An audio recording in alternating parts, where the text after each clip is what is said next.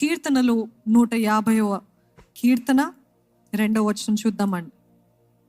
ఆయన పరాక్రమ కార్యములను బట్టి ఆయనను స్తుతించుడి, ఆయన మహాప్రభావమును బట్టి ఆయనను స్తుతించుడి. మరొకసారి అందరం కలిసి చదువుదామండి. ఆయన పరాక్రమ కార్యములను బట్టి ఆయనను స్తుతించుడి, ఆయన మహాప్రభావమును బట్టి ఆయనను స్తుతించుడి. మొట్టమొదటిగా దేని గురించి స్తుతించాలంట? నా జీవితంలో దేవుడు ఒక గొప్ప కార్యము చేశాడు అన్నవారుంటే చేతులెత్తి హల్లెలూయా చెప్తారండి. ఈరోజు అనేక సార్లు ఇవి చెప్పమంటాను, నొచ్చుకోకండి, బాధపడకండి. నేను చెప్పా కదా, మనము నిర్మించబడిందే ఆయనని. మరి అన్నిసార్లు అంటారు ఏంటండి హల్లెలూయా చెప్పమని? నాకు చెయ్యి నొప్పి వస్తుందండి, నా గొంతు పోయిందండి. ఏది ఉన్నా ఏది లేకపోయినా, చేయలేకపోయినా కాలుతోటి, లేకపోతే నిలబడి, లేకపోతే ఏదో ఒక రీతిగా దేవుని స్తుతించండి. గొంతు లేదా చేతితోటి స్తుతించండి, చేయలేదా నోటితోటి స్తుతించండి. Nothing can stop us from praising God. హల్లెలూయా, హల్లెలూయా. నా జీవితంలో ఆశ్చర్య కార్యములు, పరాక్రమం అంటే ఎవ్వరు చేయలేని కార్యాలు దేవుడే చేశాడు. ఎవ్వరు చేయలేరు. నేనైతే ఎంతో చెప్తాను, this is not by man. ఇది మనుష్యుడు బట్టి అవ్వలేదు, మనుషుడు రికమెండేషన్ కాదు, మనుష్యుడు ఇచ్చే నా గురించి ఇచ్చిన కోటింగో బట్టరింగో కాదు. ఇది దేవుడే చేస్తాడు. ఈ ఆశ్చర్య కార్యము, ఈ స్వస్థత కార్యము, ఈ విడుదల కార్యము, ఈ హెచ్చింపు కార్యము, ఈ ఘనత, ఈ ఇల్లు, ఈ సమస్తము దేవుడే చేశాడు. పరాక్రమ కార్యములను బట్టి ఆయనని స్తుతించుడి. అదే రీతిగా ఆయన మహాప్రభావం బట్టి ఆయనను స్తుతించుడి. మహాప్రభావం బట్టి నోబడి. ఇది ఎందుకు స్తుతిస్తాము అని అంటే, because you believe deep down in your heart and out loud from your mouth that it is only God who can do it and nobody else. ఇది ఒట్టి దేవుడే చేయగలడు. ఇది ఒట్టి దేవుని సాయం బట్టి అయింది కాబట్టి, ఇది ఎవరు చేయలేరు కాబట్టి, ఇది కేవలము దేవుడు చేసిన పరాక్రమ కార్యము. ఇది దేవుడు చేసినదే, ఇంకా no doubt, no other way, no other person, it is only god అని చెప్పడమే ఆయనని స్తుతించడం. ఆయన పరాక్రమ కార్యం బట్టి స్తుతించుడి, ఆయన మహాప్రభావం బట్టి ఆయనను స్తుతించుడి, ఆయనని స్తుతించుడి. ఇవన్నీ చేసిన దేవుడు. గత వారంలో సేవకులు అడిగారు కదండి, మొన్న సండే దినాన 10 మేలులు బట్టి దేవుని స్తుతించండి అంటే చాలా మంది ఆలోచిస్తున్నారు.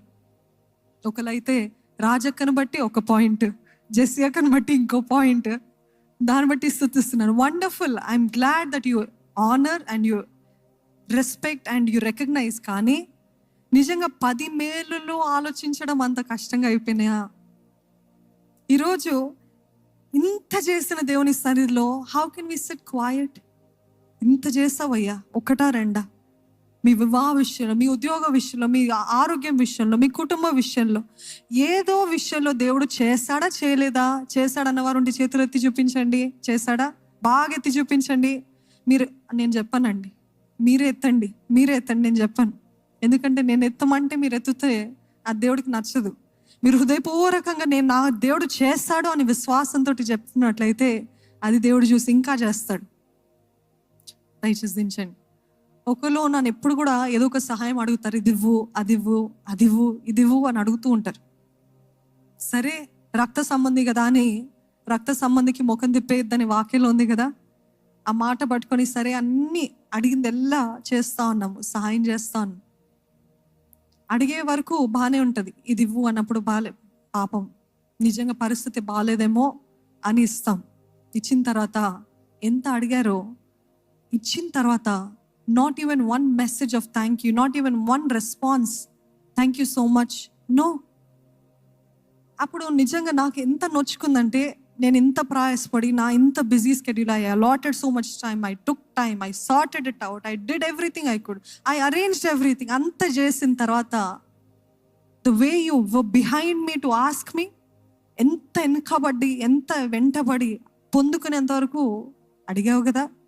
కానీ ఇప్పుడు పొందుకున్న తర్వాత ఒక థ్యాంక్ యూ లేదా అని ఈ అల్పమైన నాకే ఎంత నొచ్చుకుంది, ఎంత బాధ కలిగింది, ఎంత హృదయం అంతా కూడా భారంగా అయిపోయింది.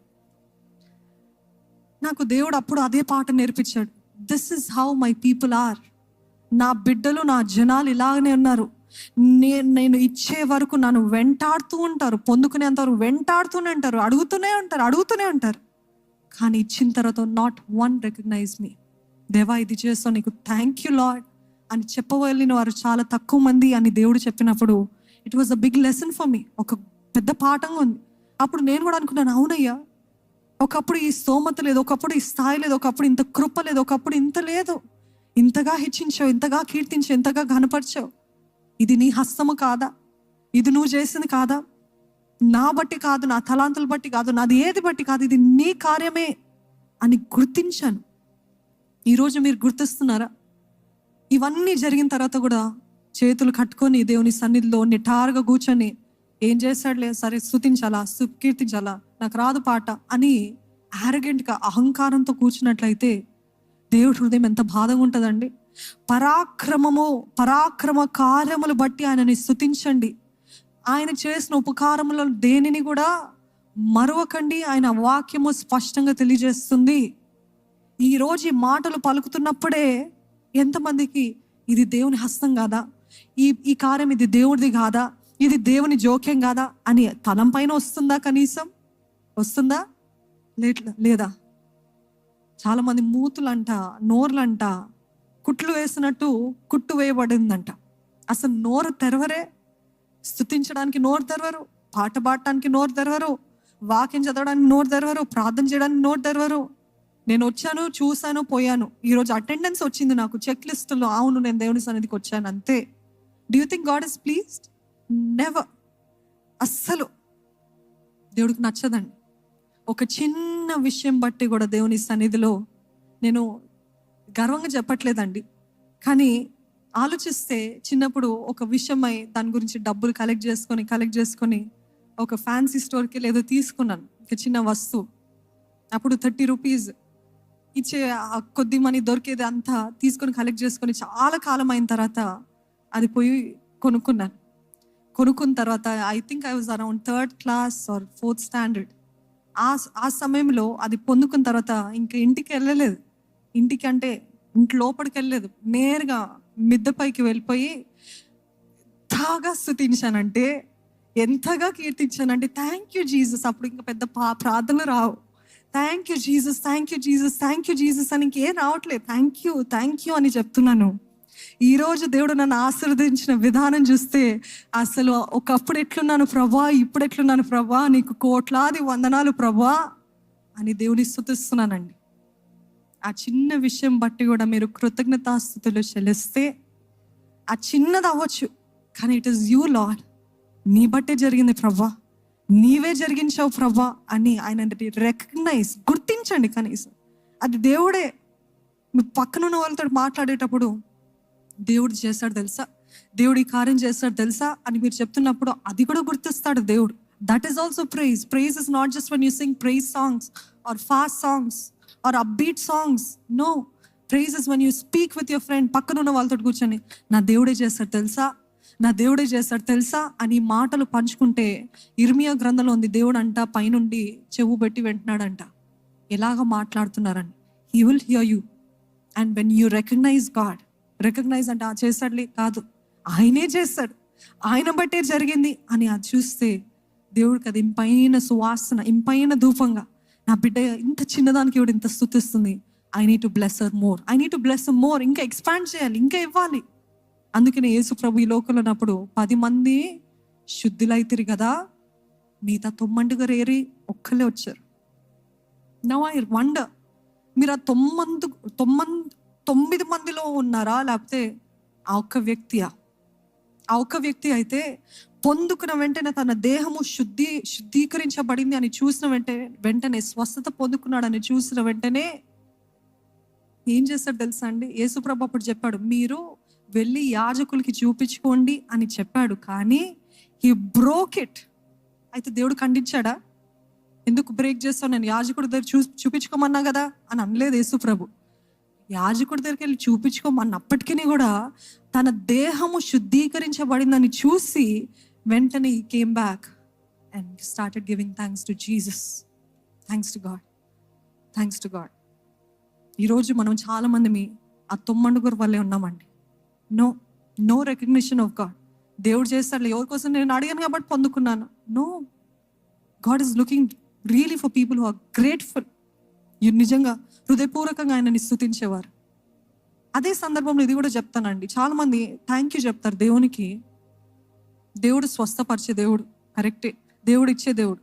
మనుషుల ద్వారా కూడా దేవుడు వాడుకొని మీకు సహాయం చేస్తాడు. అవునా? అవునా? సో దేవుడికి స్తుతులు చెల్లిస్తున్నారు, మరి మీకు సహాయం చేసిన మనిషికి చెప్తున్నారు thank you. The same way you're giving thanks to God. కనీసము మీకు సహాయం చేసిన మనిషికి కూడా చెప్పండి thank you. Not just God, not only God, దేవుడే వాడుకున్నాడు. దేవుడు ప్రేరేపించకపోతే ఆ మనుషుడు రాడు. కానీ be thankful to the person who also sowed in your life. Whatever blessing దేవుడే చేస్తాడు. Wonderful, I appreciate that. కానీ అదే రీతిగా ఆ మనుషుడికి కూడా ఇక్కడ దేవుడు యేసు ప్రభు తండ్రికి ప్రార్థన చేసి, దేవా నువ్వు స్వస్థపరచు అని అడిగి ఆ స్వస్థత వీరికి అందించిన తర్వాత, స్వస్థపరిచిన తర్వాత, వారు ఆ వ్యక్తి మళ్ళీ వచ్చిన తర్వాత థ్యాంక్ యూ చెప్పాడు. He gave thanks to Jesus, not just God. He gave thanks to Jesus. ఆయన శారీరకంగా ఉన్నాడు అప్పుడు. ఈరోజు అదే చెప్తున్నానండి. సో పరాక్రమ కార్యములను బట్టి ఆయనని స్తుతించుడి. ఆయన చేసిన మేలను బట్టి, ఆయన చేసిన ఆశ్చర్య కార్యాలను అన్నిటిని బట్టి దేవుని స్తుతించండి.